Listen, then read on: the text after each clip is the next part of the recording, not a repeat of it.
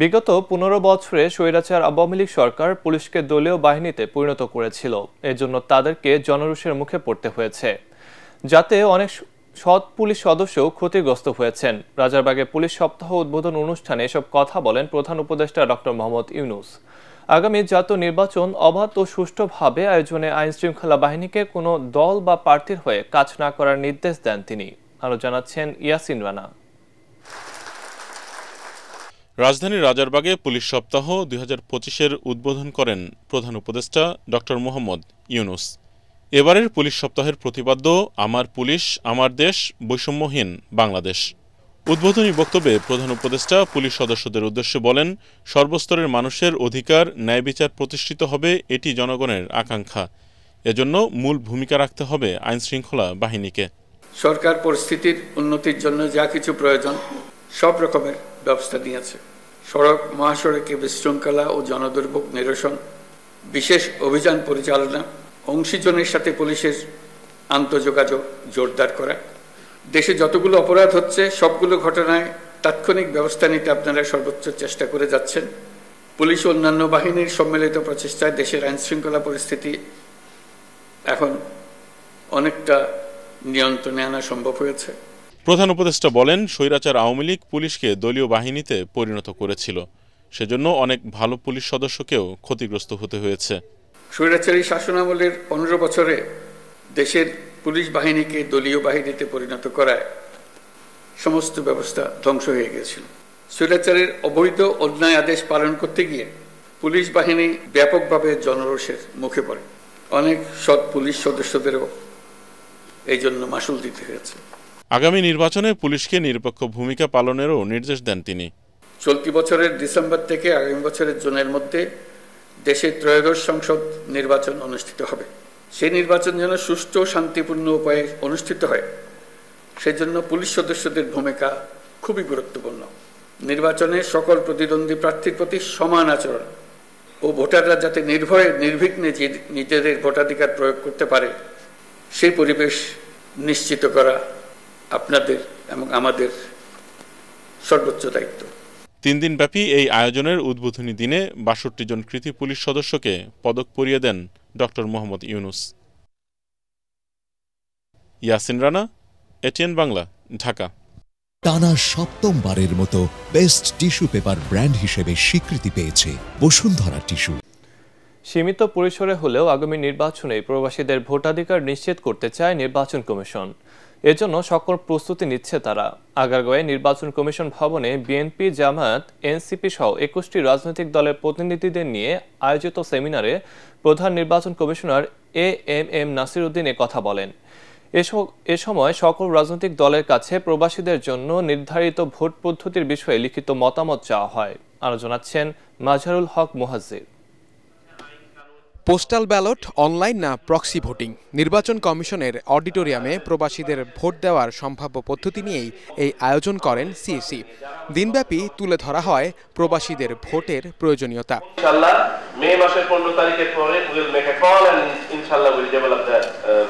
এ সময় প্রধান নির্বাচন কমিশনার বলেন, রাজনৈতিক দলের সমর্থন না পেলে নির্বাচন কমিশনের এই সব আয়োজনই বৃথা। পরবর্তী ইলেকশনে অন্তত শুরুটা হোক, যাত্রাটা শুরু।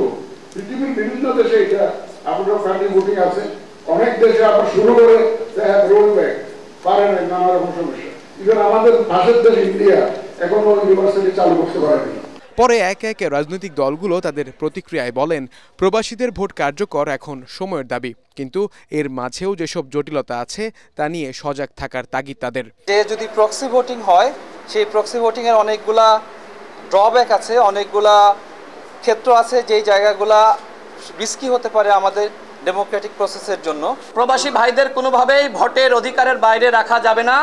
তারা আমাদের সম্পদ, এই সম্পদকে অবশ্যই যথাযথ মূল্যায়ন করতে হবে। এটা খুবই বিস্ময়ের ব্যাপার যে বাংলাদেশের ৫৫ বছর অতিবাহিত হচ্ছে, অথচ প্রবাসীরা প্রবাসে থাকা অবস্থায় ভোট দেওয়ার কোনো আইনগত সুযোগ পায় নাই।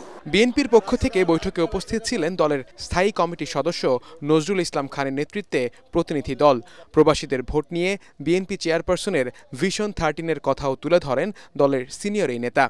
এই উদ্যোগের প্রতি আমাদের শুধু সমর্থন না, এটা আমাদেরই দাবি। এবার প্রধান উপদেষ্টা বলেছেন নির্বাচন কমিশন এই ব্যাপারে উদ্যোগ নিয়েছে, আমরা ধন্যবাদ জানাই তাদের, কিন্তু এটা আমাদের সমর্থনের প্রশ্ন না, শুধু এটা আমাদের দাবি বাস্তবায়ন হচ্ছে বলে আমরা খুশি।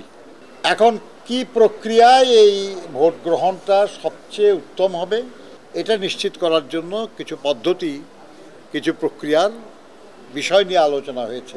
তবে এই প্রক্রিয়ার কোনো ধরনের যেন আস্থার সংকট না হয় তার দিকে খেয়াল রাখার তাগিদও দেন রাজনীতিবিদরা। এর আগেও ধরেন আমাদের ভোটারদের নাম তালিকা ইত্যাদি হ্যাক হয়েছে। মাসহারুল হক মুহাজির, এটিএন বাংলা, ঢাকা। খুব কেয়ারফুলি হ্যান্ডেল।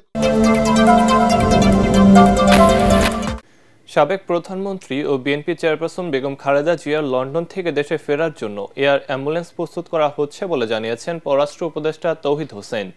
তিনি জানান, বিএনপির অনুরোধে এই প্রস্তুতি নেওয়া হচ্ছে। চিকিৎসা শেষে খালেদা জিয়া লন্ডন থেকে দেশে ফেরাতে কাতারের বিশেষ এয়ার অ্যাম্বুলেন্স আয়োজন করতে গত সপ্তাহে বিএনপি মহাসচিব পররাষ্ট্র উপদেষ্টার কাছে চিঠি পাঠান। তবে কবে বেগম জিয়া দেশে ফিরবেন এর নির্দিষ্ট সময় জানাতে পারেনি পররাষ্ট্র উপদেষ্টা।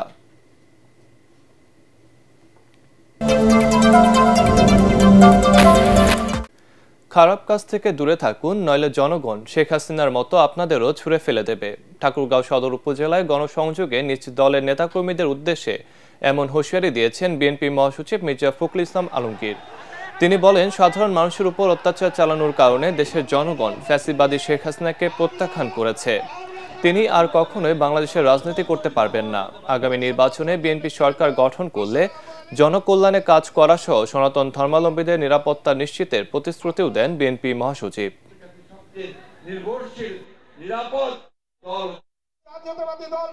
অন্যায় করতে গেলে মানুষ ক্ষমা করবে না, মানুষ ভালোবাসবে না। ওই আওয়ামী লীগকে যেভাবে ছুড়ে দিছে আপনাদেরকে সেভাবে ছুড়ে দিবে। সুতরাং অন্যায় কেউ যেন না করে সেদিকে খেয়াল রাখবে। নেতাদেরকে অনুরোধ করব, নিজেরা অত্যন্ত শক্তিশালী নিয়ে আপনারা এই সমস্ত অপকর্মগুলোকে বন্ধ করার চেষ্টা করবেন। যদি করতে চায় আমাদের জেলা নেতাদের বলবেন, নাহলে পুলিশের কাছে দেবেন, সরাসরি তুলে দেবেন। এখানে যেন কোন রকমের কোন ধরনের অন্যায় কাজ করতে কেউ না পারে, মানুষের উপর অত্যাচার কেউ যেন না করতে পারে। 6 দফা দাবিতে ঢাকাসহ দেশের সব পলিটেকনিক ইনস্টিটিউটে শাটডাউন কর্মসূচি পালন করছেন শিক্ষার্থীরা। ক্লাস ও পরীক্ষা বর্জন করে তালা ঝুলিয়ে দিয়েছেন প্রশাসনিক ভবন ও শ্রেণীকক্ষে। ঢাকা পলিটেকনিক ইনস্টিটিউটে সংবাদ সম্মেলনে আন্দোলনরত শিক্ষার্থীরা জানান, জনদুর্ভোগ বা সহিংস কর্মকাণ্ডে না গিয়ে এবার শান্তিপূর্ণ আন্দোলন করছেন তারা। খায়রুল ইসলামের রিপোর্ট।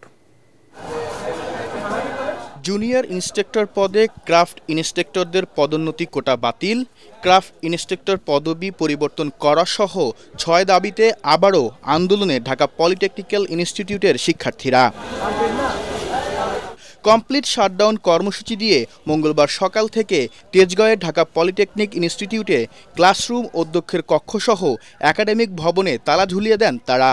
এতে ইনস্টিটিউটের পাঠদান সহ সকল একাডেমিক কার্যক্রম বন্ধ থাকে। সারা বাংলাদেশের আমরা শাটডাউন কর্মসূচি দিয়েছি এবং যতদিন আমাদের রূপরেখা প্রণয়ন হবে না ততদিন সারা বাংলাদেশের সকল পলিটেকনিক শাটডাউন থাকবে। যৌক্তিক দাবির ক্ষেত্রে এটা মানানসই নয়, তখন আমরা এর থেকে আরো কঠোর কর্মসূচিতে যাব। দুপুরে সংবাদ সম্মেলন ডেকে আন্দোলনের নতুন কর্মসূচি ঘোষণা করেন পলিটেকনিকের শিক্ষার্থীরা। এ সময় তারা বলেন, সরকার গঠিত কমিটির সাথে 3 বার বৈঠক করেও কোনো সমাধান না পাওয়ায় বাধ্য হয়ে এই আন্দোলনে তারা। তবে জনদুর্ভোগ হয় এমন কোনো কর্মসূচিতে না যাবার কথাও জানান শিক্ষার্থীরা। কারিকুলাম ডেভেলপমেন্ট এবং বোর্ডের যে দাবিগুলো সেটা সরাসরি এই কমিটি একদিন কি 2 দিনে বাস্তবায়ন করতে পারে, কিন্তু এমন কোনো ফলাফল আমরা দেখতে পাইনি। সরকার কর্তৃপক্ষের কাছে আন্তরিকভাবে অনুরোধ থাকবে, সেটা হচ্ছে কারিগরি সংস্কার কমিশন দ্রুত সময় বাস্তবায়ন করা হোক, তাহলে আমরা শিক্ষার্থীরা হয়তোবা কিছুটা হলেও আশ্বাসে আমাদের ক্লাসরুমে ফিরে আসতে পারবো। একটা রেফার্ড এক্সামের জন্য 4,500 অথবা 2,500 টাকা করে নেওয়া হয়, কিন্তু অথচ সরকারিতে যদি আমরা আসি তাহলে একটা রেফার্ডের জন্য আমাদের ফি দিতে হয় 450 থেকে 350 টাকা। এখন সেই ক্ষেত্রে তাদের সাথে এরকম ধরনের অনেক বৈষম্য আসতেছে, তো সেইগুলো নিরসন করা খুবই দ্রুত সম্ভব প্রয়োজন। একই দাবিতে রাজশাহী, ময়মনসিংহ ও কুমিল্লা সহ দেশের সব পলিটেকনিক ইনস্টিটিউটে কমপ্লিট শাটডাউন কর্মসূচি পালন করছেন শিক্ষার্থীরা। খায়রুল ইসলাম, এটিএন বাংলা, ঢাকা।